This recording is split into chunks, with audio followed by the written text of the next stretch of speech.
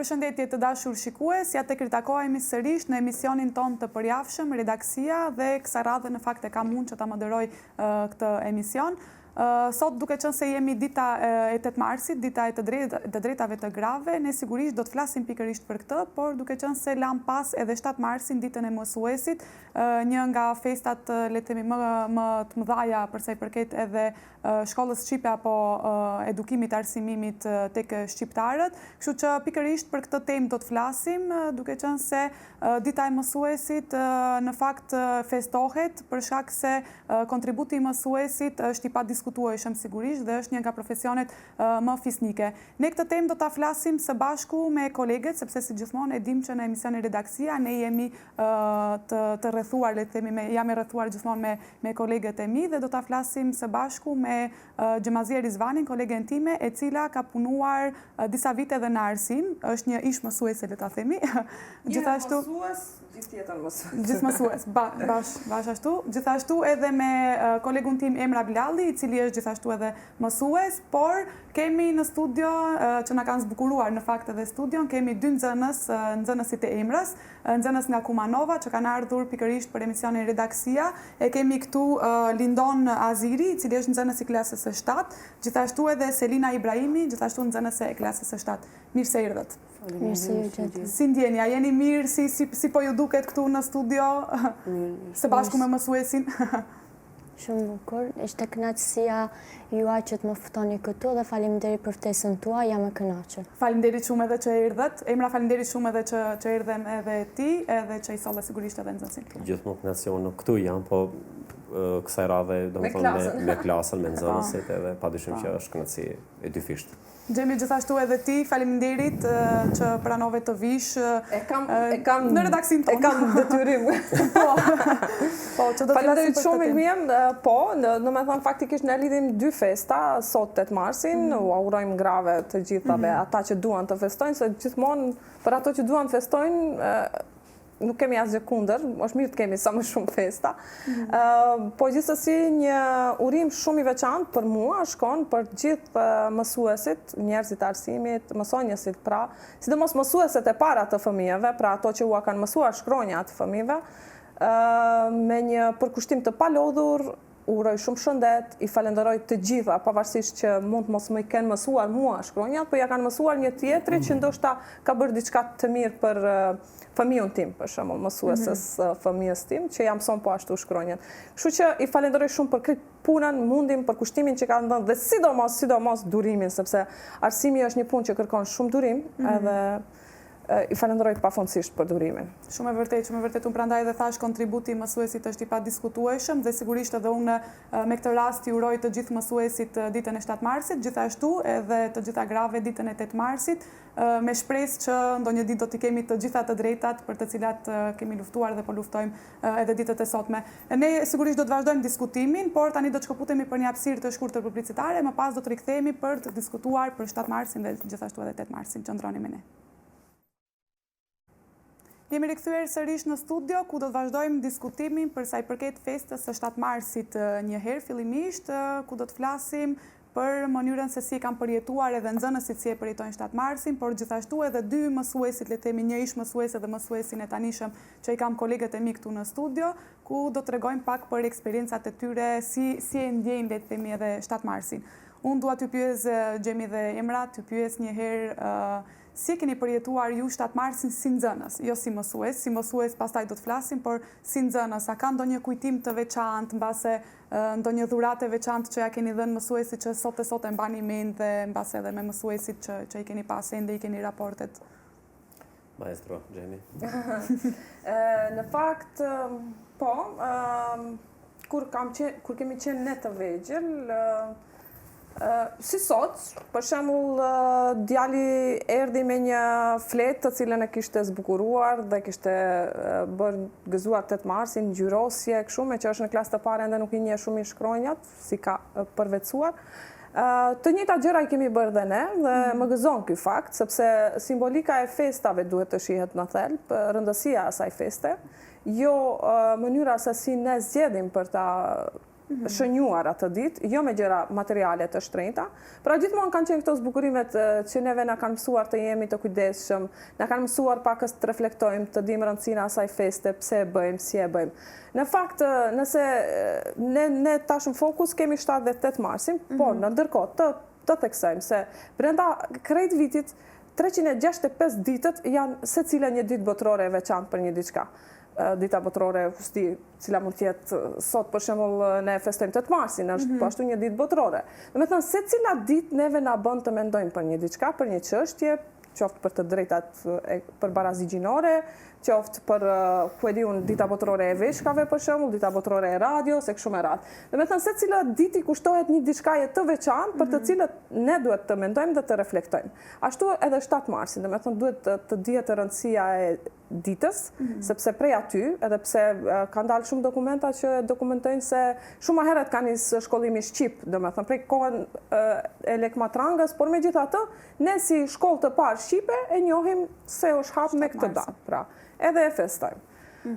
Edhe 8 marsi e njëjta gjë, do të thënë ne në atë ditë duhet të ndalemi pakës të reflektojmë, flasim gjithkohës, dikush e quan barazi gjinore, dikush e quan feminizëm, dikush e quan në fund të fundit ne të gjitha gratë luftojmë për një të drejtë njerëzore në fund të fundit, sepse njerëz jemi edhe ne gratë, nëse nuk e dinit, një bota më shkollore.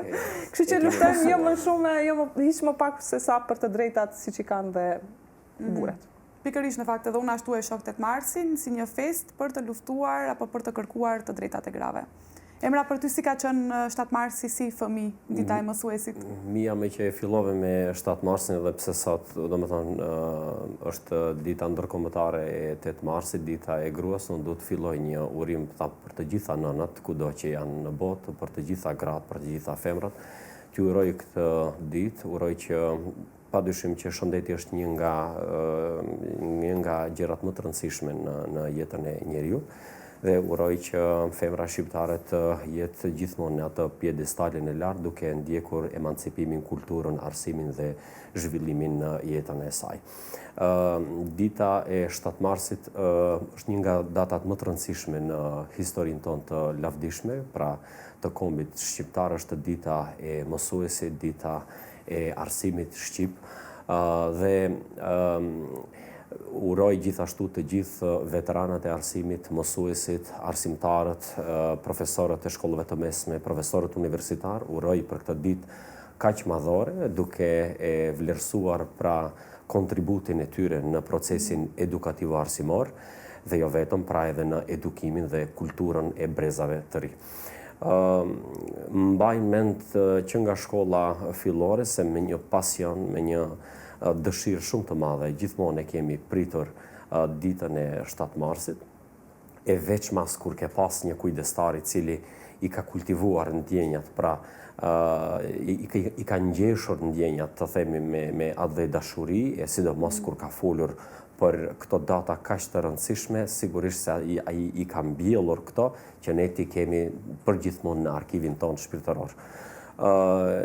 Mbaj në mend se kam pas një kujdestar Qenialiti, që ishte ligjëruesi i lëndës gjuhës shqipe dhe gjithmonë folte me një pasion shumë të madh për arsimin, e veçanërisht për shkrimin dhe leximin. Edhe zaten vetë ideja e ditës 7 mars është dita e ngritjes, e vetëdijes pra kombëtare për shkrimin edhe për leximin. E mbaj në mend gjithashtu se përveç procesit edukativ arsimor që zhvillonte, një javë përpara gjithmonë në orë organizonte pjesë të ndryshme, fragmente të ndryshme, pra shkëputje të teksteve letrare që përmbajnë, që flasin për figurën e mësuesit, që flasin për rëndësinë dhe peshën e ditës 7 marsit, ndoshta gjithmonë ka qenë ajo pjesa teatrale kur na vënte në për role që ne të bëhemi mësues, e tjetri të bëhet nxënës, dhe këtë raport gjithmonë ai ka kushtuar një rëndësi dhe një peshë, i ka dhënë një peshë në fakt shumë të madhe. Dhe nuk do mend se ata përveç pra ndjenjës edukimit, të arsimit e të kulturës, faktikisht na kanë edukuar edhe në një frymë kombëtare, pra për t'i mbajtur mend dhe për ta njohur kontributin të themi të rilindasve të cilët kanë dhënë një kontribut të jashtëzakonshëm në ndërtimin e idealit dhe idesë kombëtare. Shumë e vërtet, në fakt sigurisht përcjell edhe një emocion edhe kjo fest. Selina, si është për ty dita e mësuesit, si e përjeton ti ditën e mësuesit? Mësuesit janë si që riu, ashtu si që ka thurur vargjet shkrimtari Naim Frashëri. Unë e përjetoj këtë ditë si një ditë të rëndësishme, sepse arsimtarët kanë dhënë gjithë mundin, gjithë kontributin për ne, që të na mundësojnë që të kemi një jetë të ardhshme sa më të bukur dhe sa më të mirë. Sa bukur e fillove në fakt dhe më vjen mirë që shoh edhe të rinj që me kaq pasion në fakt flasin edhe për ditën e mësuesit. Lindon, si është për ty dita e mësuesit? Si e përjeton ti ditën e mësuesit? Sa i përket kësaj pyetje, ne e dim që mësuesit apo arsimtarët janë si një fararë ndriçues, të cilët na edukojnë dhe arsimojnë në mënyrë që të kemi një edukim të lartë, arsimim cilësor dhe kulturë të thellë. Figurën e arsimtarit tim po edhe të arsimtarëve të tjerë të cilët më japin mësim, përmes mësimeve të cilët më japin, është një përpjekje e madhe dhe këshillave dhe dijeve, vlerësoj se po shtrojnë në rrugën e së ardhmes sonë. Gjithashtu unë mund të them se për mua kjo është e lehtë sepse unë vij nga një familje arsimdashës, duke filluar nga gjyshi im, babai im dhe xhaxhai im. Dhe për këtë arsye unë e di shumë mirë kontributin që mësuesit dhe arsimtarët japin për ne. Shumë e bukur edhe kjo. Emrat mundet? Kush janë njerëzit të arsimit me që nga disa breza në arsim? Po, sigurisht. Që ti përshëndesim, se unë kam qef ti përshëndes me emër dhe mbi emër. Po, Lindoni mirë që e ceki, do më thonë vjen prej një familje arsimdashës, ish kolegu im pra gjyshi dhe njëkohësisht edhe ish drejtori i shkollës fillore komunale Jeronim Derada Çerkes Kumanov, Azir Aziri. Gjithashtu është edhe prindi i Lindonit, një pjesë pra ja ka kushtuar arsimit është tani punon në inspektorat, është Gazmend Aziri dhe aktualisht që po shërben në arsim në lëndën e gjuhës angleze, kolegu im Arben Aziri. Pra, janë një familje të cilët i kanë dhënë shumë rëndësi arsimit, edukimit, kulturës dhe mirë që e përmendë. Në fakt, kumanovarët, se me që jam nuse kumanove, më duhet ta theksoj që janë shumë arsimdashës është e vërtetë dhe për shembull te familja e burit, kushtrimit do me thënë, janë 3 breza të arsimuar edhe nëna e kushtrimit, Lutfia Bekteshit, të cilën do ta përmend sot dhe falenderojme që është e ndjerë, gjithë jetën është marrë me arsim edhe shumicën e njerëzve që i kam takuar, sepse personalisht nuk e kam takuar, më kanë thënë që ajo siguronte pallto për fëmijët që nuk kishin, siguronte këpucë, siguronte haje, ushqime, ndante ushqimin në klasë, edhe mendoj se ka qenë një mësuese model se si duhet jenë mësueset sot. Duhet të kthehemi, të përmendim mësuesit e dikurshëm që të mësojnë të sotmit se si duhet parë arsimi, sepse mendoj se shumë gjëra kanë ndryshuar në arsim, edhe në mënyrën se si festojmë, çfarë bëjmë, si dhurojmë, çka dhurojmë, do me thënë, ka humb thelbi dhe ka humb autoriteti i mësuesit. Nuk është më ai mësuesi dikurshëm që ka qenë. Mendoj që shumica kanë arritur që ta ruajnë, sepse kërkon edhe një farë mjeshtërie ta ruash autoritetin tënd, megjithëse shumë e pamundur, për shkakun se ne në emisionet tona në ftesë në studio, po edhe në redaksi, diskutojmë shumë tema që kanë të bëjnë me arsimin dhe përpiqemi të gjejmë një faktor përse shkëputaj trekëndshi që e quajmë të rëndësishëm në arsim, nxënës print mësues. Edhe ndoshta për herë të parë do më duhet ta them që ky trekëndësh her pas here nuk funksionon, ndoshta për shkak se shumë shpesh e shoh fajtor prindin më shumë se sa prindërit, domethënë më shumë se sa njerëzit të arsimit, sepse pse i ka ra autoriteti, nëse e bëjmë pyetjen pse i ka ra autoriteti mësuesit, sepse prindërit nuk kanë kujdes çka flasin dhe si flasin në shtëpi për mësuesin e tyre. Dhe fëmija nuk janë të vetëdijshëm se fëmija dëgjon gjithçka. Si ti e vlerëson atë mësues, a din as dinaj për ty, me thënë, marrin dhe kompetencë ta vlerësojnë ta vënë në vlerësim autoritetin e mësuesit të tyre. Dhe nëse fëmija do shkojnë në shkollë, ai ka memorizuar gjithçka, ka regjistruar gjithçka, edhe çka tash duhet po ky s'din, prindët kanë thënë që ky nuk din, dhe ato kështu e marrin si Po mesazh. dhe ka një vlerësim më të ulët pastaj edhe Edhe për ullet, mësuesin. po. Çfarë ka ndryshuar? Se unë këtë në fakt desha ty pyes si ka ndryshuar edhe arsimimi gjatë viteve edhe figura e mësuesit, për çfarë ka bërë që të ndryshojë pikërisht këtë që ti Gjemi e përmende. Unë në fakt për festën e 7 marsit në fakt çfarë ka më ndryshuar? shumë se një dekadë në universitet i kam, po në shkollim fillor dhe të mesëm, sepse të gjitha ciklet i kam të provuara nga pak, afërsisht një dekadë. Edhe mendoj se kam mjaft përvojë sa të shoh ku qëndrojnë problematikat. E para që dua të them është se mësuesi sot nuk është i motivuar. Studenti më nuk zgjedh lehtësisht të ndjek pedagogjikun ose të ndjek një drejtim arsimor si gjuha shqipe i cili e nxjerr një profesor, sepse shes si trajtohen profesorët. E para, për shembull, nxënësit bëjnë incizime nëpër klasa, sepse nuk e kanë autoritetin e mjaftueshëm që t'i qarmatosin nga këto pajisjet teknologjike, dhe një mësues, mua më vjen shumë keq kur shoh për shembull që një mësues që ka kontribuar 40 vite në arsim, në dekadën e fundit të jetës, nga që teknologjia ka marrë këto përmasa që ka marrë, i digjet karriera. A i gjithë jetën ka mund të jetë shumë i mirë, shumë i përkushtuar, shumë i suksesshëm, po nga që nxënësit her pas here ne nënvlerësojmë atë fuqinë që kanë kur duan të bëjnë një problem, se ato nuk janë të vetëdijshëm për veprimin që bëjnë në fakt. Dhe shumë shpesh një arsimtar i shumë të vështirë vendosin të bëjnë një kurth. Dhe ai arsimtar është shumë lehtë të bjerë sot në këtë kohë, në një kurth të fëmijëve që janë shumë smart, shumë inteligjent, edhe kanë të gjitha metodat në duar për ta bërë. Nga që po flas për brezat më të vjetër janë më jo të gjinshëm ka shi këtyne mjeteve të teknologjike dhe e kanë shumë të lehtë të bjerë në kurth. Unë mua shumë më dhimbse në këto raste, sepse nuk mundet ta përcaktoj një ditë që një grup nxënësish kanë vendosë në thojza ti vën grackën një profesori dhe ai nuk bën ai profesor. Shumë e vërtet. Çka ndodhi me ato 4 dekada që ja ka kushtuar arsimit? Shumë e vërtet. Ti bie reputacioni për mbase disa vite, vetëm se ka ndryshuar në fakt nxënësit dhe prindërit. Pavarësisht që ne si tri themi, po pse të merrem unë me arsim? Do me thënë, është arsimi një drejtim që i ka rënë vlera? Këtu në fakt duhet të ndërlidhem se pyetja shumë është me vend. Do me thonë çfarë ka ndryshuar kur shohim ne jetojmë në një periudhë të themi bashkëkohore, edhe gjërat kanë ndryshuar nga aspekti klasik edhe ai që bëhet tash në mënyrë digjitale. Dhe jo vetëm një detaj shumë të rëndësishëm që do të përmendja. Gjemi përmendi mësuesit e vjetër që kanë pas një masë pedagogjike, kanë pas një rregull, kanë pas një përkushtim ndoshta pak më të veçantë. Dhe s'do mend që edhe të rritë kanë po të njëjtin përkushtim, vetëm se ka ndryshuar forma, pra është në mënyrë digjitale. Por një detaj ose një lëshim i madh që bëhet në arsimin sot është se punëtorët e rinj të arsimit, të cilët hynë për herë të parë, ata duhet të përcjellen në mënyrë të vazhdueshme të paktën po themon 5 vitet e para, të përcjellen në aspektin metodiko-metodologjik të punës, në aspektin psikologjik të punës.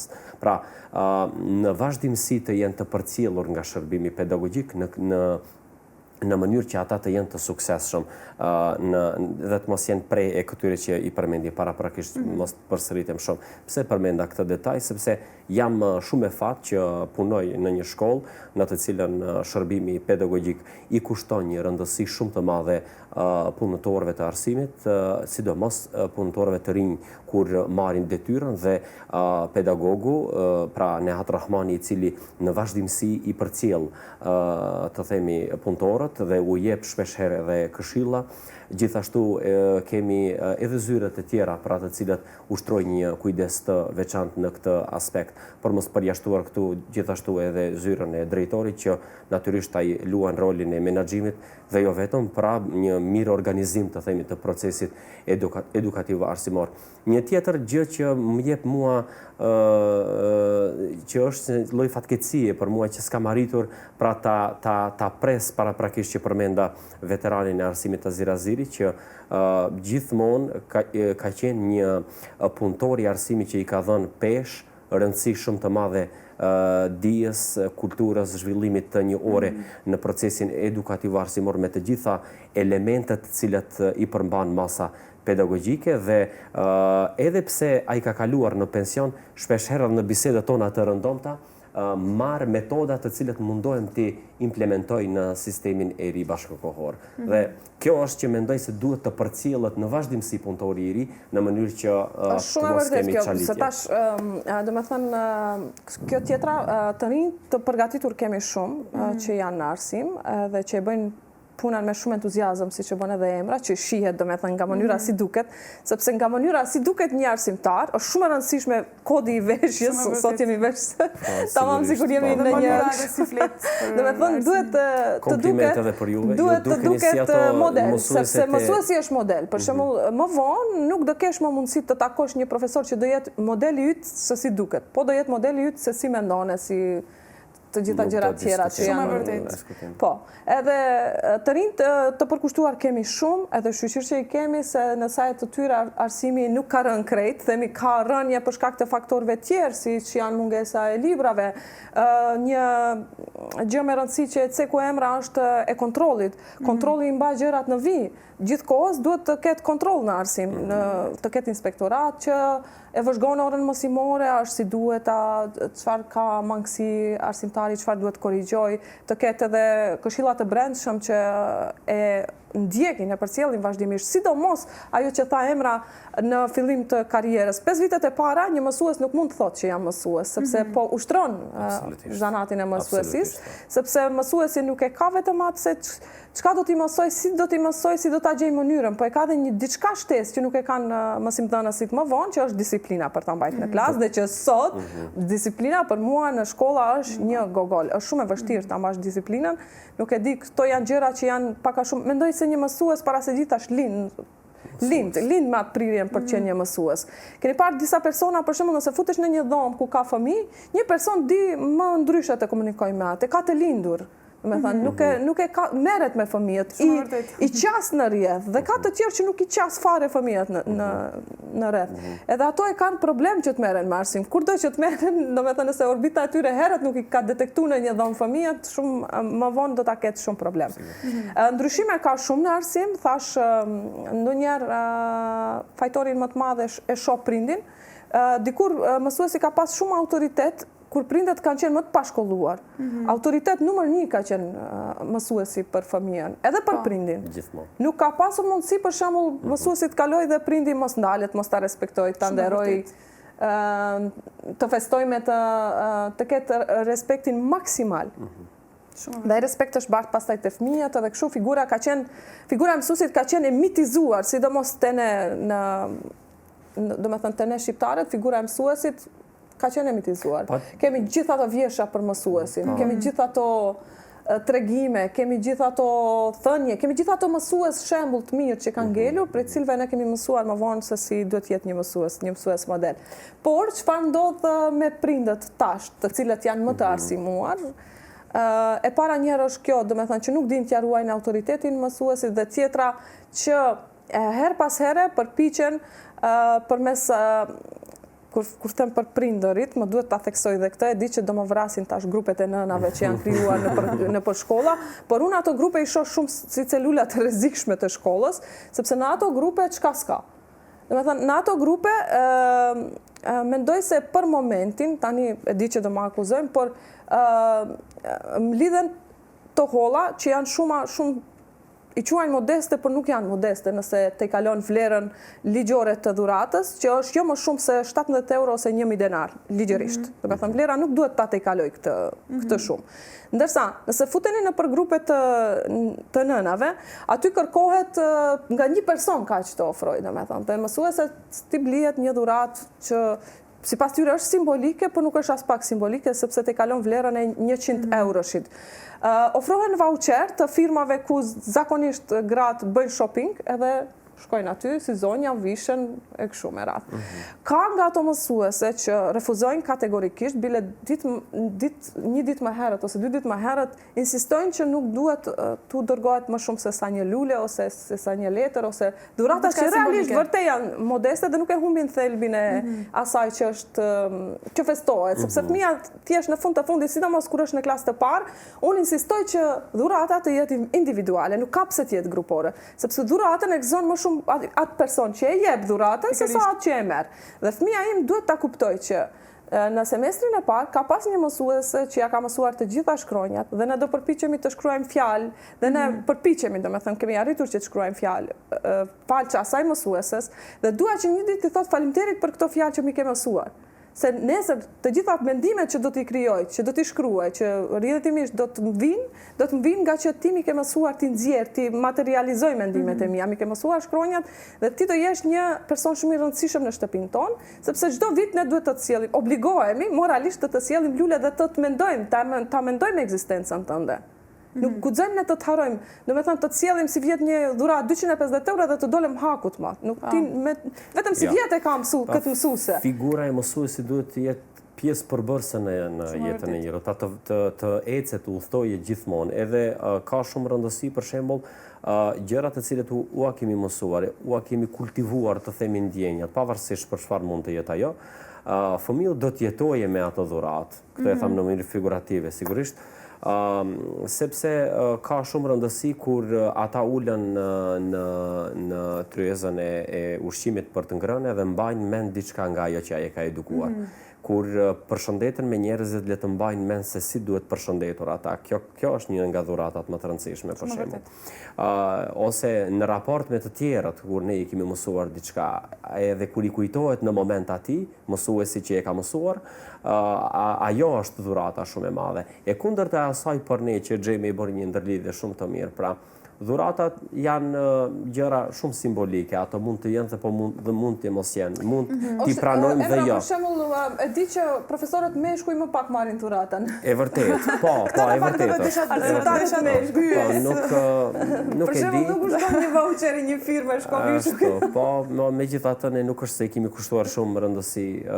Për mua gjithmonë ka pas peshë dhe rëndësi ata le të shkruajnë për mua dhe të më japin ato letra. Këto edhe i ruajnë. Në fakt edhe duhet t'u japë për shembull. Ti ju ke dhënë shumë shembuj të tillë dhe ato Ilmia shumë bukur kur diskutonin për dhuratat, tha dhurata e përcakton edhe sa të njeh ai person që ta bën atë dhuratë. Sigurisht, po, natyrisht edhe sa i përket, shifëm tash ne po flasim për dhuratën si simbolik që duhet të vlerësuar për peshën dhe rëndësinë që e ka. Se shpesh ndoshta ne mundim të marrim dhurata të mëdha, po sa i meritojmë ato. Sa kemi punuar, sa kemi dhënë kontribut dhe kur vjen dita e 7 marsit e të dhurojnë diçka, por një minutë na bën të ndalemi pak, po pranoj një dhuratë shumë të madhe dhe ne a thua valle kemi dhënë atë të themi mundin, kontributin për çfarë jemi të thirrur këtu. Kjo ka peshë më shumë rëndësi. Shumë e vërtet, teksa jemi tek dhuratat, do të shkëputemi për një hapësirë të shkurtër publicitare, por do të qëndrojmë sërish tek dhuratat, sepse di që Xhemi ka marrë një dhuratë shumë të veçantë teksa ka qenë edhe mësuese, kështu që do të vazhdojmë diskutimin, por do të shkëputemi me një hapësirë të shkurtër publicitare. Jemi rikthyer sërish në studio për të vazhduar diskutimin dhe me shumë kënaqësi në fakt po i dëgjoj teksa flasim me shumë entuziazëm edhe kolegët e mi Xhemazia dhe Emra për arsimin, për figurën e mësuesit, me të vërtetë është kënaqësi që ti dëgjosh. Xhemi, duke qenë se ishim tek dhuratat, para se të shkëputemi një hapësirë të shkurtër publicitare, unë di që ti ke marrë një dhuratë shumë të mirë dhe shumë të bukur nga nxënësit e tu, teksa ke qenë mësuese. Edhe në fakt ti u bëra tregtare që unë ta marr këtë dhuratë. Po. Ta marr me vete për ta treguar. Po. Në fakt sepse ne bisedonim për temën që do ta kishim në redaksi edhe kështu erdhi deri tek kjo është një dhuratë shumë simbolike. Kjo mund të quhet dhuratë simbolike, vërtet me të gjitha elementet. Po. Këto ma kanë bërë nxënësit kur kanë dalë prej klasës së 9, domethënë kur kanë qenë semi-maturantë dhe kemi festuar mbrëmjen e maturës dhe pastaj kur kam shkuar në shtëpi ma kanë thënë këto dhuratën, i kanë shkryt klasa cila kanë qenë, emri mbi emri i arsimtarës dhe këtu të gjithë nxënësit të cilët janë pjesë e dhuratës. Dhe këtu brenda ka nga një letër nga secili që e kanë shkruar me dorën e vetë nëse regjia. Do me thënë këtu e kanë krejt shkrimi se si duket, edhe fjalë shumë të bukura që më kanë... Kam edhe unë diçka, po nuk e kam të përmbledhur kështu në këtë formë. Do me thënë këtu ka letra të cilat me gjëra të cilat i kanë diçka që e lidh me mënyrën se si unë kam dhënë mësim, çfarë personi kam qenë për ta, edhe shumica për shembull fjalët që mi shkruajnë kanë qenë se ndoshta nuk do na duhet për emri dhe folja, por ti na ke mësuar gjëra shumë me rëndësi. Në fakt unë këtu ka diçka që dua ta veçoj. Unë e njëjtë kam qenë për të gjithë. por secili nxënës ka marrë diçka ndryshe. Dikush mban mend për shembull kur dikush më thot për shembull edhe pse shumë shpesh kam qenë e nervozuar me ju. Për shembull thot kështu prap, sepse janë familje dhe janë sinqert, shprehin gjithçka, nuk dinë hipokrizinë ende dhe i shprehin të gjitha, ose dikush që thot edhe pse nuk kam qenë nxënës i peshqeve, unë sërish kështu domethënë fjalë. Gjelia, ka pas një situatë, një moment që të kanë nervozuar shumë. Jo një moment, një moment. Por ideja është që ti je i rritur në atë mes edhe Shumë vërtet. Edhe përsa i përket letrave, unë lexova në fakt me Gjemin disa prej letrave dhe me të vërtet ishin shumë të bukura, fjalë shumë të bukura që edhe unë që nuk kam qenë asnjëherë mësuese, fillova të ndjej. Po, ashtu, vetëm për shkak të minutazh nuk kemi kohë, por që shumë fjalë të bukura, edhe plus shkrimin e kam. Domethënë, unë mbas shkrimit e di cilin nxënës, ende mua njoh shkrimin edhe di cilin nxënës. Edhe më e bukura çfarë ishte, domethënë ajo që nuk kanë shkruar çfarë kanë mësuar në aspektin po, asnjë problem gramatikor ose letrar, po çfarë kanë marrë domethënë prej saj si mësuese, ata e shohin si model. Edhe një diçka dhe unë do e mbyllim më nuk flas deri në fund, domethënë këtë që desha ta. Ekziston një diçka që quhet kurrikula e fshehur, e fshehtë, që ti nuk bësh plan program për atë, por ajo është më e rëndësishme se gjithçka tjetër. Dhe këtu e shoh, te kjo dhurata unë e shoh se ajo kurrikul ka qenë më e rëndësishme. Ajo është morali i krejt shkollës, domethënë i krejt funksionimit, se si ka funksionu, se fëmia mëson më shumë nga vetë prania e tij në shkollë, mëson shumë gjëra dhe përcaktojnë atë kush do jetë nesër. Se shumica thonë ne kemi politikanë të korruptuar. Po prej ku kanë dalë politikanë? Prej shkollave. Fillimisht shkolla është një mikrokozmos ku ne shohim gjithçka si funksionon. Aty është drejtori, aty janë mësuesit, po të bëjmë krahasimin me parlamentin, thuaj se e njëjta gjë, hierarki funksionimi është, dhe janë nxënësit, të cilët shohim për shembull kur shohin se aty ka një autoritet që duhet respektohet, që është drejtori, pastaj vinë profesorët që po ashtu janë një autoritet tjetër, dhe këta profesor i vëzhgojnë, i kanë gjithë kohës në vëzhgim. Edhe nxënësit tjerë, raporti me nxënësit tjerë, aty mësojnë për shembull se diskriminimin, mësojnë për shembull bullizimin, aty e mësojnë, nuk u mëson kërkush gojarisht, nuk ke një temë mësimore që thotë sot të mësojmë si respektohet autoriteti, pa i vetë-vetiu e mëson, nga kjo kurrikula e fshet. Mëson raportet ndërnjerëzore, mëson çdo gjë del prej aty. Mëson se aty për shembull ka mitmarrje, për shembull, nëse dhurata është shumë e shtrenjtë, e sheh që dikush jep mito dhe një tjetër pranon. Dhe ajo është e natyrshme, e mëson pa e sheh dhe e mëson. Mëson përmes shembullit. Përmes shembullit, konkretisht, domethënë nga krejt ajo që sheh, pa vetëdijshëm mëson shumë gjëra, shumë më shumë se sa mëson përmes lëndëve të cilat i ka shkollore, se siç e tha, vetëm për lëndët nuk kanë shkruajt këtu. Shumë e vërtetë, prandaj domethënë për atë kurrikulën e fshehtë që e kanë mësuar. Është e shohin si rol model, domethënë mësuesin. Duke qenë se flasim të qëndrojmë edhe pak tek festa e 7 marsit, flasim për mësentorin e parë shqipe. Selina Lindon t'ju pyes pak si është një orë mësimi, le të themi, për ju ta zëm gjuhën shqipe, me që e keni edhe arsimtarin tuaj këtu, por unë në fakt Emra do i pyes pak se ti e pyet e Gjemin, a je nervozuar ndonjëherë me nxënësit, që do ju pyes juve tash, a është nervozuar arsimtari juaj ndonjëherë? Si është në përgjithësi, si është një orë e gjuhës shqipe për ju?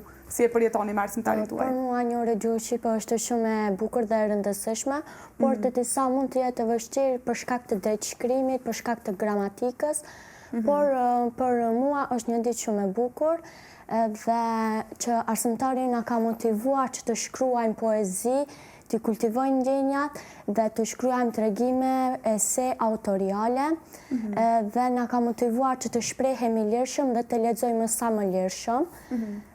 Arsimtari më u nervozua disa herë, por në shumicën e rastave edhe kemi qeshur me të edhe kemi luajtur. Kështu që neutralizohen. Po, sigurisht, është patjetër në fakt edhe ndonjëherë që edhe arsimtari të nervozohet në aspektin për shembull për t'ju çortuar, le të themi, kur nuk i keni bërë detyrat, sepse ndikon edhe ajo pozitivisht, sepse ndikon edhe tek ju. Tash nënat, edhe çka ta them, kam shumë për thonë. Thot pse ti me ton të ashpër je drejtu fëmijës tëm për shembull, prindërit. Po, ky është një problem shumë i madh që mendoj që duhet të diskutohet. Sikur ne në shtëpi asnjëherë nuk e ngrisim tonin e zërit me fëmijët tanë. Edhe ne duhet bëhet. Dhe a themi ne mësuesi është nëna e dytë, atëherë? Shumë e vërtet. Shumë e vërtet. Më herët nëna tona na kanë Unë autorizoj mësuesit.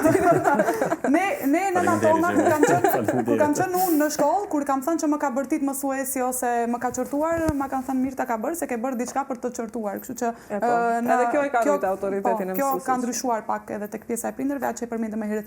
Lindon, për ty si është një orë mësimi e gjuhës shqipe me arsimtarin emra?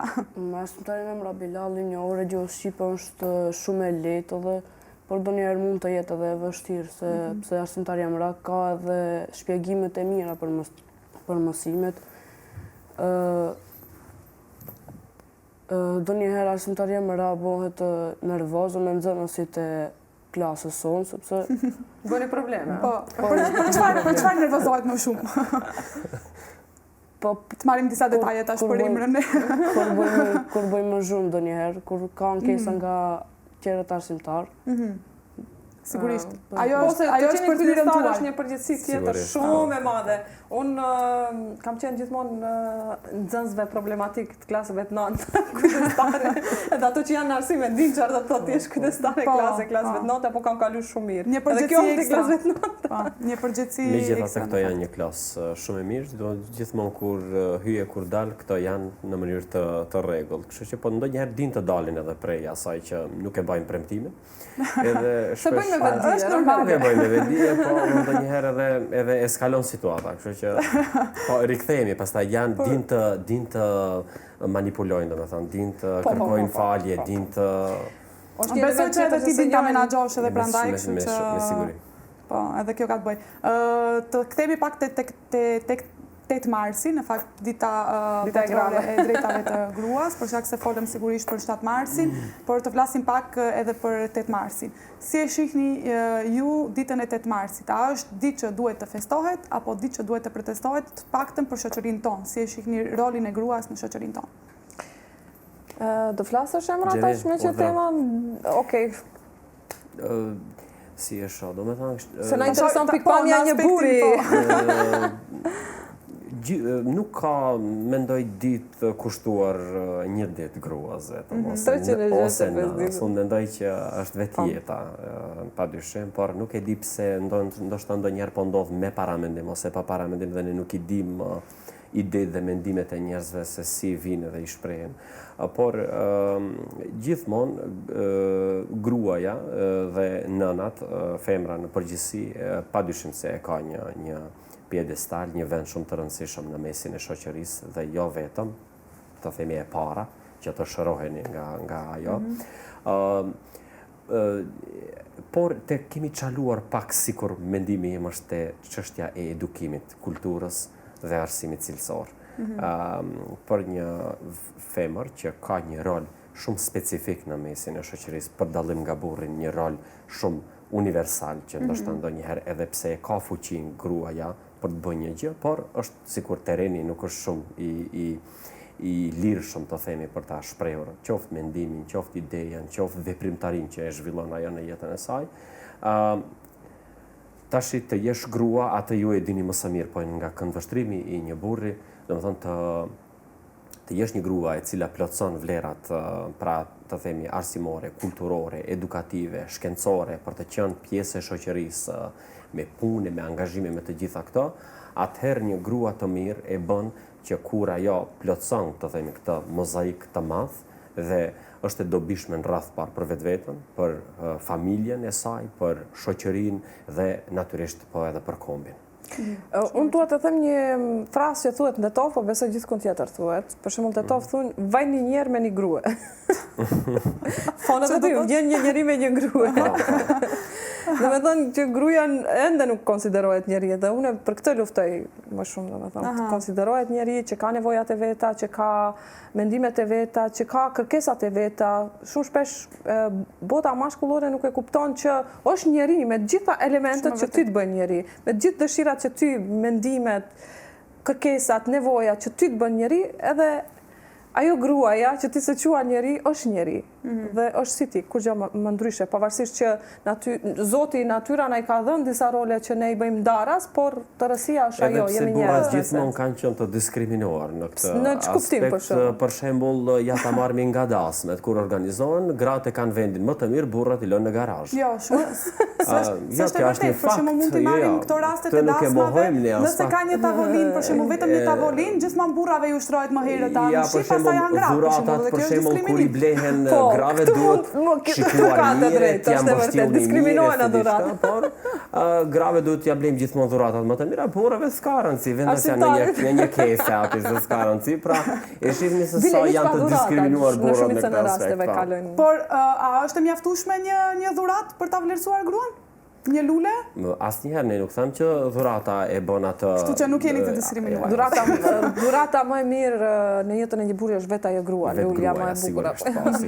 Pavarësisht mirënjohja duhet të shprehet gjithmonë, dhurata nuk është hiç më pak e hiç më shumë se sa vetëm mirënjohje. Dhe për shembull kam bërë një shkrim çfarë do kishin dashur gratë që burrat e tyre të dinë për gratë dhe më kanë ngelur një koment i Akimes që thotë gratë kanë shumë shpesh nevojë që të dëgjojnë se janë zgjedhja e duhur ati burri.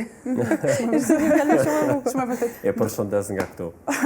Duke qenë se jemi nga fundi, një mesazh shumë shkurt, sepse mbase edhe po e kalojmë edhe pak minutazhin, një mesazh shumë shkurt, qoftë për ditën e mësuesit, qoftë edhe për ditën botërore të grave. Një mesazh shumë shkurt për gjitha mësueset të jenë të mira siç kanë qenë gjithmonë, sepse ndoshta mund edhe të keq kuptojmë se në minutazhin e kemi të vogël dhe unë i thash vetëm vërejtjet, po gjërat e mira që kam për të thënë, unë çdo ditë takoj mësuese dhe kam mysafire mësuese model, i kërkoj, jam në kërkim të tyre gjithkohës, mësues të cilët përmbushin misionin e tyre shumë ndershmërisht, u përkulem këtyre mësuesve, u përkulem mësueseve të dikurshme, të gjithë njerëzve të arsimit që e bëjnë me shumë mund, dashuri dhe sidomos me shumë durim. Edhe duhet ta falenderoj mësuesen e djalit tim, Ibadet e Dalloshin, e cila një ditë për shembull në sport kishin lozur shumë, ishte djersitur dhe kur erdhi Bojkeni, kishte disa faculeta në bluzë. Edhe unë i thash që janë këto faculeta, tha mësues jam i vuri se isha djersitur. Dhe aty e pash një kujdes prindëror. Edhe i falenderoj të gjitha ata mësuesit që fëmijët tani shohin si të tyret. Se ne dikur kemi qenë nxënës, pastaj kemi pas ne nxënësit e dikujt tjetër. Shumë e vërtetë. Edhe fëmia thjesht kështu duhet parë. Mesazhi im për të gjithë mësuesit, përveç procesit edukativ arsimor që bëjnë, le ti përcjellin edhe në aspektin e edukimit dhe të kulturës. Shumë e vërtetë. Selina Lindon, ju mbase ndoni fjalë edhe duke qenë se jemi 8 marsit dhe ne shpesh e shohim edhe si ditën e nënës që duhet të jetë një temë tjetër diskutimi, por në një rast tjetër, në një rast tjetër, mbase ndonjë mesazh për ta uruar edhe festën edhe të 7 marsit edhe të 8 marsit. 8 mars e dim që është festa e femrave, por ama nuk është vetëm e vlefshme që t'i blejnë dhurata, por më e rëndësishme është që të sjellemi mirë me ta, të ndëgjojmë dhe të respektojmë. Ndërsa për 7 marsin e dim se është për mësuesin, ata janë për të na edukuar neve, për të na mësuar dhe i falenderoj shumë. Bravo. Lindon, do thuash ti diçka? Nuk kam ndonjë mesazh të veçantë për ato, po veç dua të ju t'ja uroj ditën e 8 marsit. Kushta ka kurosur fëmishën? Ma. Përshëndetje mamin të lutem. E përshëndet ja ku ja uroj festën, por vetëm një pyetje shumë shkurt, dakordohesh me atë që tha Selina që duhet i dëgjojmë gratë, të respektojmë? Bravo. I bindëm dy burra. Po, faleminderit shumë që ishit pjesë. Me gjithë kamermanin 3. Po. Dakordohesh Emira, po? Dakordohesh Emir? Emir lule sot. Faleminderit shumë që ishit pjesë e këtij diskutimi kaq të këndshëm. Ishte kënaqësi. Ishte kënaqësi. Të dashur shikues, këtu do ta mbyllim emisionin e Redaksia për ditën e sotme, së bashku do shihemi javës tjetër dhe nga këtu unë sërish dua t'ju uroj të gjithë mësuesve ditën ndërkombëtare të mësuesve, në fakt ndërkombëtare, jo ditën kombëtare të mësuesve tanë, të cilët japin një kontribut të padiskutueshëm dhe shpresoj që një ditë vlera e mësuesit tjetë në piedestal, tjetë në maksimum, sepse nga aty dalin pastaj të gjithë të tjerët, si qemi edhe të gjithë profesionet në fakt, rrjedhin pikërisht prej mësuesit, kështu që shpresoj që të arrihet që të vlerësohet mësuesi deri në maksimum, ndërsa edhe të gjitha grave ju uroj ditën e 8 marsit dhe shpresoj që sigurisht edhe ne si gra të arrim ato të drejtat për të cilat kemi luftuar dhe luftojmë edhe në ditët e sotme. Do t'ju përshëndes nga këtu e bashkë do të shihemi javës tjetër.